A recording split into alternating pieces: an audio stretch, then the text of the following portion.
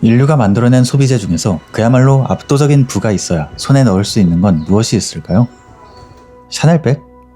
롤렉스? 에이, 좀 약하죠? 사실 한국인은 누구나 그 대답을 알고 있습니다. 바로 건물이죠. 그런데 집이 아닌데도 부동산 수준의 가격을 자랑하는 물건이 있습니다. 바로 슈퍼카. 그 중에서도 정신나간 가격대를 보여주는 부가티가 되겠습니다. 차 한 대가 2~30억은 거뜬히 넘어가니까 거의 굴러가는 아파트라고 해도 될 정도죠. 그렇기 때문에 부가티 쇼룸의 위치를 찾아보면 그 도시의 부촌이 어느 쪽인가 대충 가늠할 수 있습니다. 예를 들어 미 동부에는 그리니치, 서부에는 비벌리 힐스, 파리의 뇌이시르센, 기름국 두바이 등등 그야말로 재력가들의 동네에 자리하고 있기 때문이죠.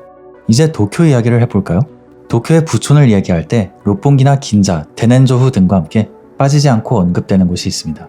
바로 시부야구와 미나토구 사이에 위치한 히로우 혹은 미나미 아자부라는 동네인데요. 그리고 이곳에 나야 부가티, 일본의 유일한 부가티의 단독 쇼룸이 위치해 있습니다. 게다가 거장 안도 다다오의 교회와 함께 버블 시절의 압도적인 재력을 느낄 수 있는 건물들까지 다른 부촌에는 없고 오직 히로에만 있는 것들이 굉장히 많은데요. 이건 이 이상 말이 더 필요할까요? 네, 영상이 끝나지 않으려면 필요합니다. 바로 이동해 보도록 하겠습니다.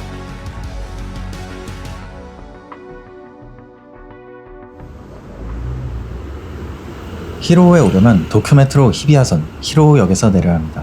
참고로 큰 길을 기준으로 왼편이 히로우, 오른편이 미나미 아자부로 주소가 나뉘는데요. 과거에는 한 동네이기도 했다고 하고 오늘날 적당히 섞어서 쓰이기 때문에 이번 영상에서는 편의상 히로우로 묵도록 하겠습니다. 우선 저는 히로우역 2번 출구로 나오는 것을 추천하는데요. 그 이유는 다이칸야마 편의 힐사이드 테라스처럼 히로우에서 가장 먼저 구경해둬야 하는 곳이 있기 때문입니다. 바로 준공 50년이 지났지만 아직도 이 일대를 상징하는 고급 맨션 히로우 홈즈와 히로우 타워즈가 되겠습니다.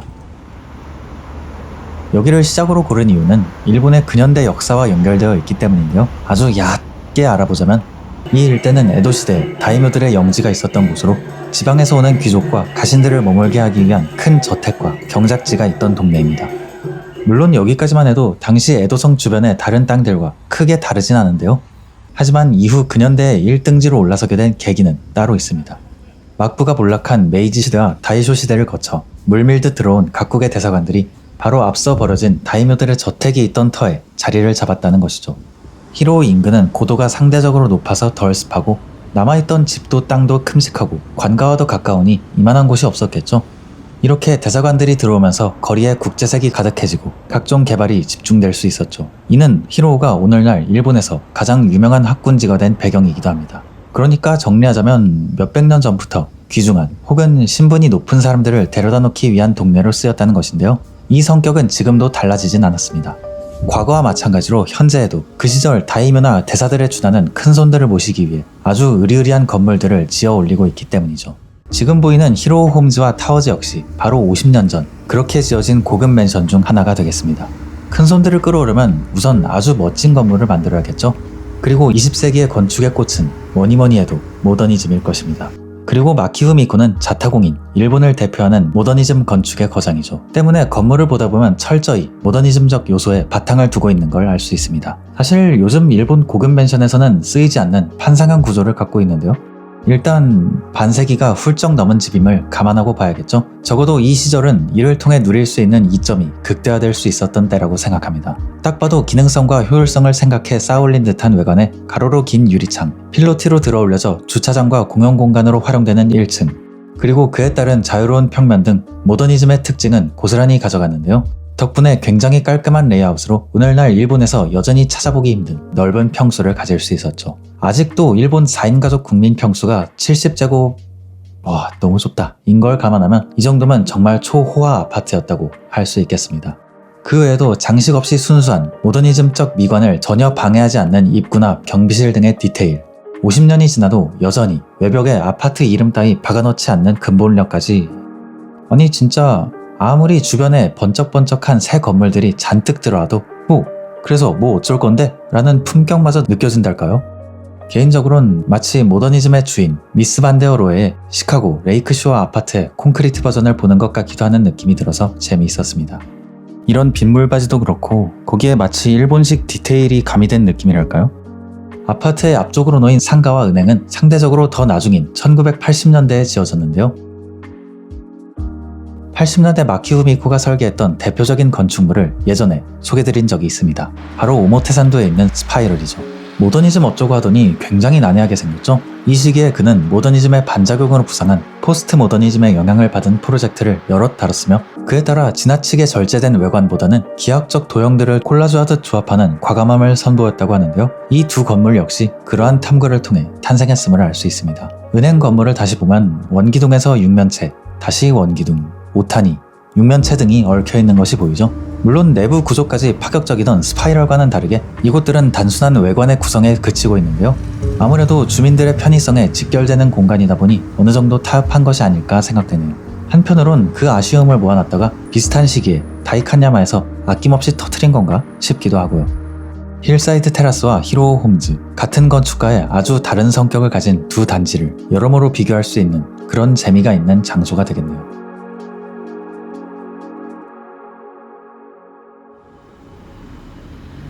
이제 히로오 홈스를 나와 다시 2번 출구가 있던 큰 길로 나와보겠습니다. 이전에 시로카네다이 편을 보셨던 분들은 플래티넘 거리, 가이엔 니시도울이라는 길을 들어보셨을 텐데요. 부동산 비셜, 일명 셀럽 거리로 불리는 길이죠.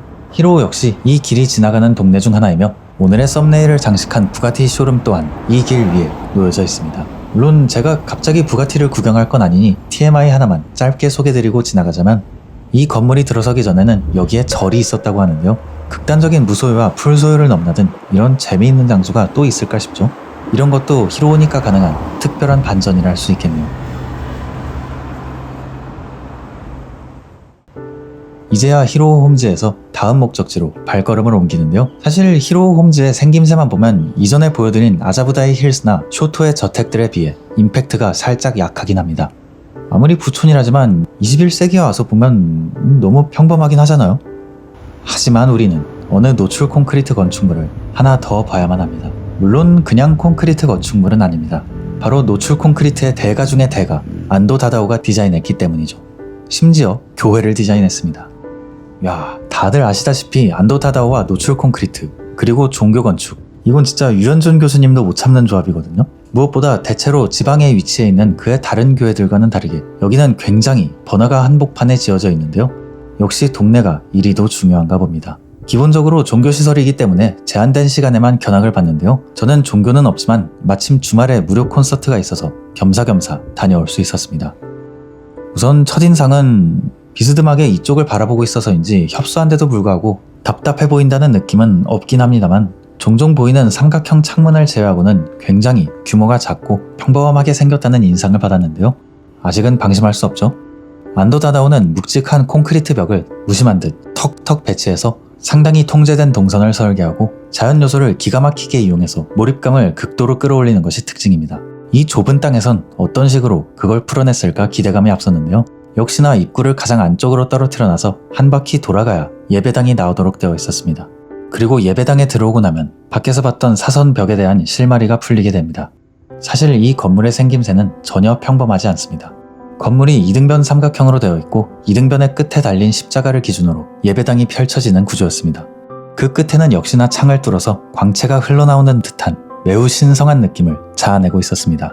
바깥에서 공간을 예측 못하게 해서 드라마틱함을 극대화하는 안도 센세의 최고 장기가 여지없이 발휘된 것이죠. 예배당의 내부는 모든 것들이 나무로 만들어져 있어서 따뜻함을 자아낸다는 반전미도 있었고요. 무엇보다 역시 많은 것들을 생각해보게 되는 여전한 거장의 무게를 느낄 수 있었는데요. 안도 다다오의 종교 건축은 올라가기보다 내려가는 경험을 선사하는 게 많습니다. 물의 교회나 물의 사원, 빛의 교회 등을 보면 비탈을 파내거나 계단을 놓거나 해서 클라이막스를 높은 곳에서 낮은 곳으로 끌어내리고 있죠. 히로오의 교회 역시 이 작디 작은 건물에서 예배당으로서 필요한 높은 층고를 건물을 위로 쌓기보다 아래를 파내서 확보하고 있었는데요. 이는 주변이 모두 낮은 주택으로 되어 있기 때문에 취한 선택이기도 하지만 저는 이게 마치 가장 낮은 곳에 위치하겠다는 종교인의 자세를 보여주려는 것처럼 느껴졌달까요? 신성함이란 높은 층과 더 높은 첨탑으로만 표현할 수 있는 게 아니라는 걸 깨닫게 되는 역시나 거장의 건축다운 곳이었습니다.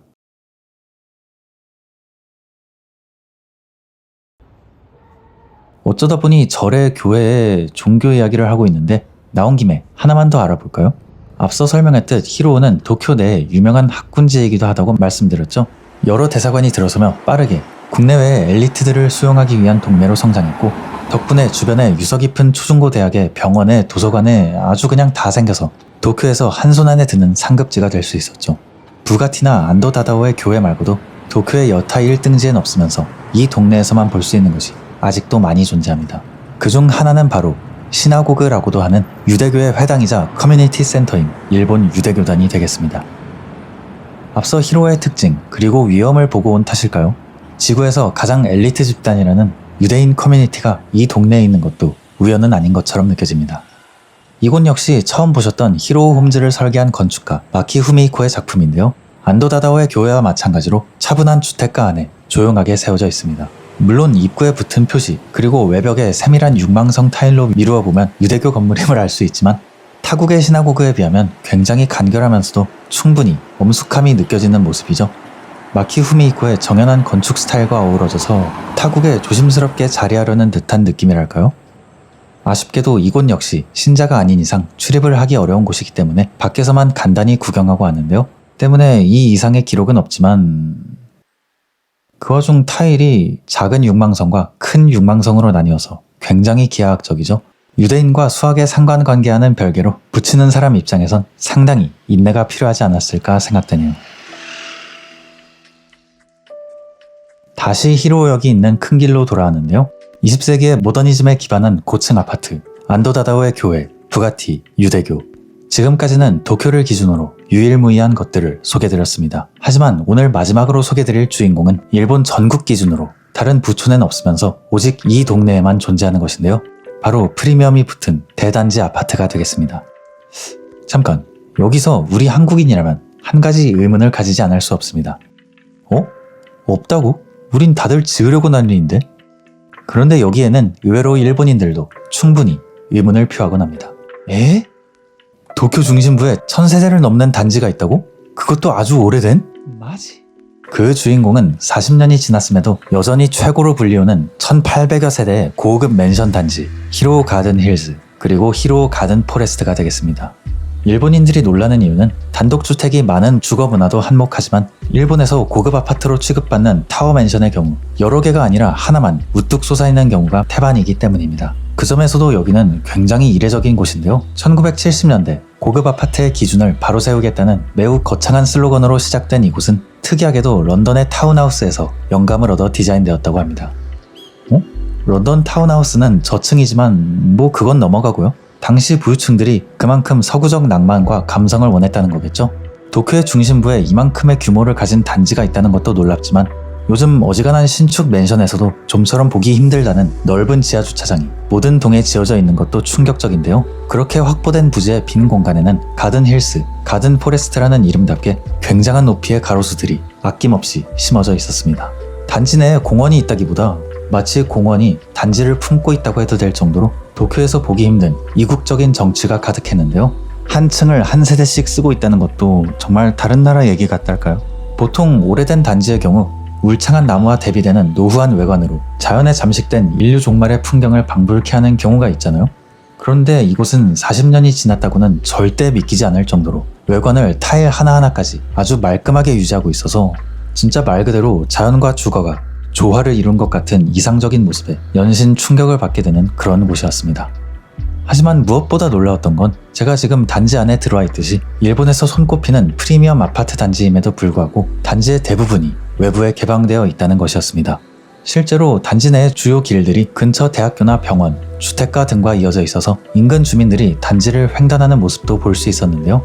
그렇다 보니 마치 진짜 공원처럼 친근하게 도심 안에 존재하고 있는 느낌이었달까요? 상가 역시 외부인의 이용에 특별히 제한을 두지 않고 있는 모습이 인상적이었는데요. 참 진정한 프리미엄이 무엇인가 여러모로 생각해보게 되는 그런 곳이었습니다. 자, 이렇게 오늘은 천룡인들이 사는 도쿄 최고의 부촌 히로에서만 볼 수 있는 장소들을 한 바퀴 돌아봤습니다. 이외에도 이 근처에선 멋들어진 고급 주택과 사무실을 흔하게 구경할 수 있습니다. 하나하나 유명 건축가나 유명 건설사가 합심해서 만든 곳들이죠. 물론 아자부다이 힐스 같은 최첨단의 마천루를 생각하고 온다면 실망할 수도 있습니다. 오히려 그 반대로 새 것도 새 것이지만 옛 것을 고이 간직한 동네라는 느낌이 역력하죠. 하지만 그 이유가 각종 규제와 비용 문제로 1990년대가 되어서야 도쿄 중심부에 고층 맨션이 본격적으로 지어질 무렵 이미 이곳에는 7, 80년대부터 역세권에 고층 맨션이 들어서 있었기 때문이라는 걸 알면 더욱 이 동네가 무시무시하게 보이게 될 것입니다. 그 시절에 아자부다이 힐스급 물건들이 여기엔 이미 있었고 그러한 상징성과 프라이드가 담긴 건축물들이 오늘날까지 함께 보존되고 있는 것이죠. 그래서 다음 영상에서는 전국에서 오직 이곳에만 있는 일본의 압구정 현대아파트에 대한 이야기를 좀 더 해볼까 합니다. 긴 영상 끝까지 시청해주셔서 정말 감사드립니다. 이번 한 주도 잘 마무리하시길 바랍니다. 감사합니다.